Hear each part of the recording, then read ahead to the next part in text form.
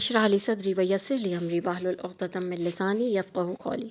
औज़ु बिल्लाहि मिनश रजीम बिस्मिल्लाहिर्रहमानिर्रहीम।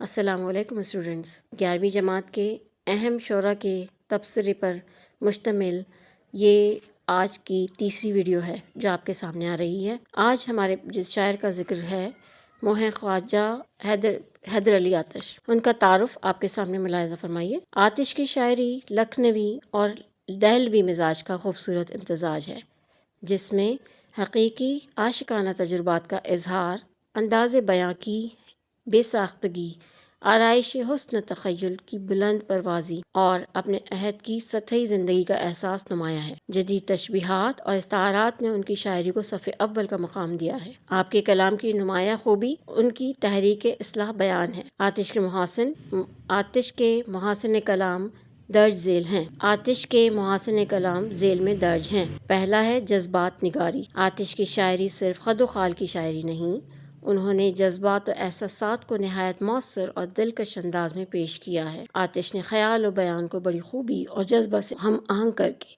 संवारा है।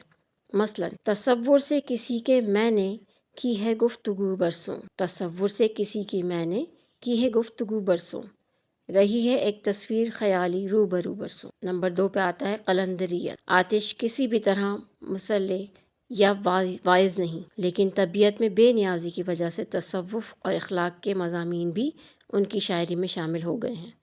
आतिश ने क़ल्बी वारदात को तसव्वुफ की चाशनी देकर अपनी कलंदरियत के सांचे में इस तरह ढाला है कि हर लफ्ज़ अपनी जगह अंगूठी में नगीना है। अक्स कलाम दर्ज झेल है। ज़हूर आदम खाकी से है, ज़हूर आदम खाकी से ये हमको यकीन आया, ज़हूर आदम खाकी से ये हमको यकीन आया, तमाशा अंजुमन का देखने खिलवत नशी आया, तमाशा अंजुमन का देखने खिलवत नशी आया। नंबर 3 पे आता है तसव्वुर हुस्न इश्क। आतिश के कलाम की सबसे नुमाया खुसूसियत उनका तसव्वुर हुस्न इश्क है। उनके आशिकाना तजुर्बात और एहसासात में सच्चाई और वाक़फियत का इजहार होता है। आतिश के कलाम में लखनवी रुझानात के बरअक्स पाकीज़गी और मासूमियत पाई जाती है। वो वारदात इश्क को नहायत सादा और रोज़मर्रा की ज़बान में पेश करते हैं। मसलन रूठ कर मिलने जो जाता हूँ तो कहता है वो शौक़, रूठ कर मिलने जो जाता हूँ तो कहता है वो शौक़, कल खफा तुम थे मिजाज आज है नासाज अपना। नंबर 4 पे आता है सबाती हया। मोहरिक ना तो महबूब की बेरुखी है और ना ही इश्क में नाकामी, बल्कि गम का ये एहसास मौत के शदीद एहसास की वजह से पैदा हुआ है। उनकी गज़ल में एक बेसबाती हयात का एहसास मुख्तलिफ रूप में होता है। नमूना कलाम दर्ज झेल है। अदम के कूच की लाजिम है फ़िक्र हस्ती में, अदम के कूच की लाजिम है फ़िक्र हस्ती में, न कोई शहर न कोई दियार राह में है। नंबर 5 नुदरत कलाम। आतिश बुलंद ख्याल और रंगीन फ़िक्र शायर हैं। आतिश ने अपने कलाम में नए नए मज़ामीन बांधे हैं। उनके ख़यालात में बुलंदी पाई जाती है। मिसाल के तौर पर ताज़गी फ़िक्र की कभी ना गई, ताज़गी फ़िक्र की कभी ना गई, जब सुनाई नहीं सुनाई बात। नंबर 6 निशातिया अंदाज़। आतिश की शायरी में ना शदीद गम है ना लखनऊ जैसी खुशी और मस्ती। उनकी शायरी में एक ख़ास किस्म की राहत का एहसास है। मसलन हवाए दौर मैं खुशगवार राह में है, हवाए दौर मैं खुशगवार राह में है, ख़िज़ां चमन से है जाती बहार राह में है। नंबर 7 बरजस्तगी और बेसाख्तगी। आतिश का असलूब नहायत बेतकल्लुफ़ और बेसाख्ता है और ये आतिश के कलाम की एक नुमाया खुसूसियत है। यही वजह है कि उनके अक्सर मिसरे और अशार ज़बान ज़द आम हुए। अक्स कलाम है। बड़ा शोर सुनते थे पहलू में दिल का, बड़ा शोर सुनते थे पहलू में दिल का, जो चीरा तो एक कतरा खून न निकला। नंबर 8 पे आता है तशबीहात और इस्तारात। आतिश ने फ़ारसी के रिवायती अंदाज को तर्क करते हुए शदीद तशबीहात और इस्तारात से उर्दू गज़ल का दामन भरा है। वो शायरी को ज़ाहिरी हुस्न अता करने के लिए ख़याली और रिवायती तशबीहात का सहारा नहीं लेते, बल्कि आम मुशाहदात से अपनी तशबीहात खुद वज़ा करते हैं और जाने पहचाने मनाजिर को कलम बंद करने की कोशिश करते हैं।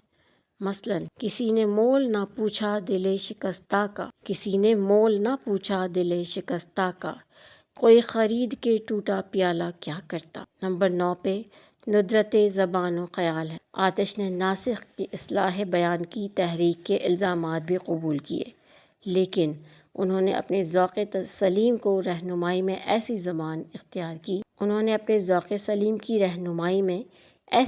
اختیار کی جس سے لوگوں میں قبول عام کا درجہ حاصل ہوا۔ ان کے درجنوں مصرے اور اشعار ضرب المثل بن گئے، جیسے کہ زمین چمن گل کھلاتی ہے کیا کیا، زمین چمن گل کھلاتی ہے کیا کیا، بدلتا ہے رنگ آسماں کیسے کیسے۔ نمبر 10 پہ رعایت لفظی کی ہیڈنگ ہے آپ کے سامنے۔ اس کے مطابق رعایت لفظی یعنی تخیل کا لفظ مناسبت کا پابند ہونا اگر اس قدر ہو کہ شعر کی شاعرانہ کیفیت ختم ہو جائے تو یہ رعایت خوبی نہیں خامی شمار ہوگی۔ آتش کے کلام میں اس قسم کے بے شمار اشعار ہیں جن میں رعایت لفظی ہے لیکن ساتھ ہی تخیل اور شاعرانہ کیفیت کی بلندی بھی ہے جس نے شعر کا حسن بڑھا دیا ہے۔ مثلاً سلسلہ اپنی گرفتاری کا کب قطع ہوا، سلسلہ اپنی گرفتاری کا کب قطع ہوا، پہنی پازیب انہوں نے جو اتارے توڑے۔ ناقدین کی آراء اس سلسلے میں ملاحظہ فرمائیے گا۔ رام بابو سکسینہ کہتے ہیں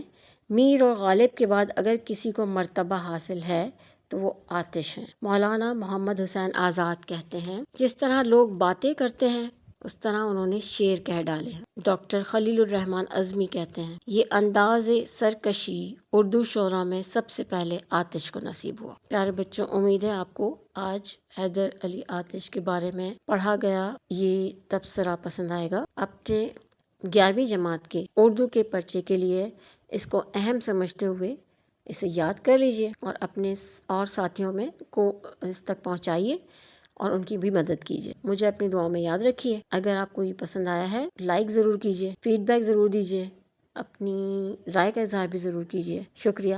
السلام علیکم۔